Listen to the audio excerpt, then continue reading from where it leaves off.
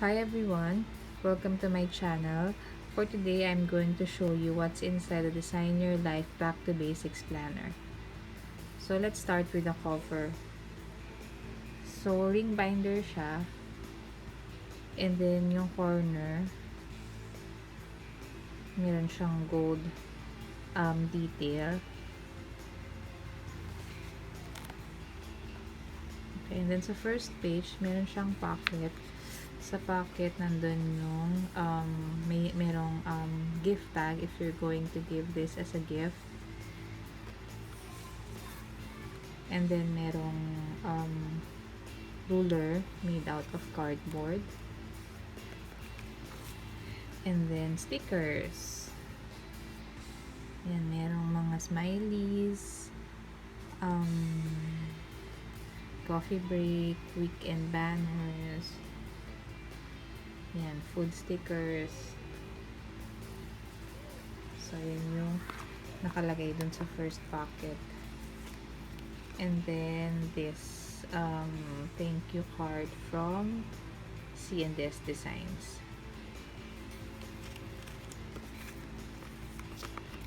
Okay. Next. So, meron din pocket dito sa kabilang side. And then, dun sa first page, pinaka-first page niya, so, yung this Design Your Life Back to Basics planner belongs to. So, put your name there, and then contact number, and then emergency contact details, and then contacts, and then the manual. So, dito, yung parang instruction siya, guide on how to use this planner.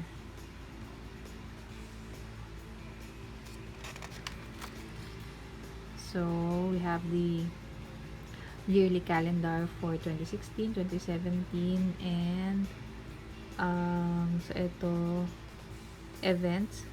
So, if you have important events, you can plot na for the whole year. Next, last time. So, sa last time, this is used to track the last time you had a doctor or dentist appointment, a car maintenance, or a haircut. So, dyan siya pwedeng ilagay sa last time. And then, there's a page for monthlies. This is a place to keep track of your recurring monthly to-do list, events, and etc. So, you don't have to write it over and over again. Use 2 lines if it occurs twice a month. So, for example, you do your groceries monthly, or cleaning your room monthly. Okay, so this is the monthly calendar. So, yung mga holidays, plotted na rin siya. And then, there's a section for pending ng monthlies. And then, you have space for noteworthy stuff. So, you have month goal. Okay, so ito yung weekly spread. So, divided siya into 3 sections. And then, merong bulleted section for each day. So, you can put 3 bullets at max. And then, you have the major to-do lists for the week. And then, also you have a noteworthy space. Then, power word and week goal.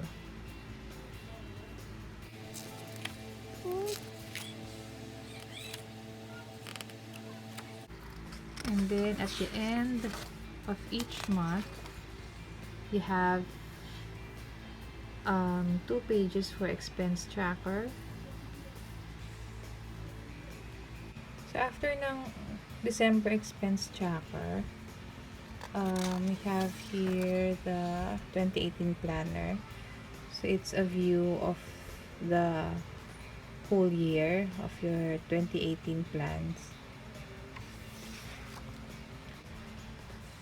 Next page is the cash flow. You have here a short-term goal, long-term goal, saving up for, then income per month, and then expenses or bills per month. So kung kailan siya due, and then you have here tick boxes. So to check mo kung paid na siya or hindi for that month. Next page is the project keeper. So if you have projects na gustong i-start or i-accomplish for the year, so this is the page you're going to use. And the next page is a sleep tracker. So you mark a line down each day to track your hours of sleep. And the next page is a travel checklist. So for your travel plan, so to research, to do before, or to bring.